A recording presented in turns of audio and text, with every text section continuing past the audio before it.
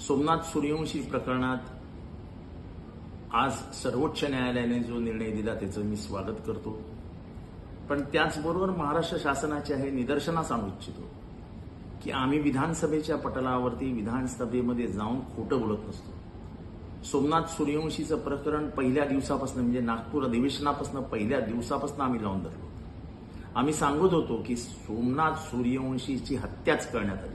सरकार सारवासारव करत होती, श्वासोश्वासाचा त्रास झाला, अमुक झाला, तमुक झाला. पहिल्यांदा उच्च न्यायालयाने ते खोटं ठरवलं आणि सर्वोच्च न्यायालयाने आज शिक्कामोर्तब करावं. खरं तर गुन्हेगारांना सरकारने पाठीशी घालावं असं काही प्रकरण नव्हतं. एका भांडी घासणाऱ्या गरीब आईचा एकुलता एक म्हणजे घरातला करता करविता पोरगा, शिकलेला सावरलेला पोरगा, पुरोगमित्व आणि आंबेडकरी विचारांचा कंदा समर्थक सोमनाथ सूर्यवंशी याचा काय गुन्हा होता? काय होता?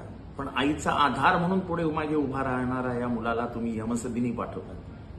हा गुन्हा नाही. या गुन्ह्याची सजा व्हायला पाहिजे ना. जर असंच व्हायला लागलं तो पोलीस उद्या कोणालाही मारतील. ही राज्य व्यवस्था ही लोकशाही माध्यमातून संविधानाला मानून चालली पाहिजे. हे पोलिसी राज्य होता कामा नये. आणि त्यामुळे आज आम्हाला मी याचं स्वागत करतो. आणि त्याचबरोबर हेही सांगू इच्छितो की आम्ही विधानसभा सभेत जे बोलतो ते सत्यच बोलतो.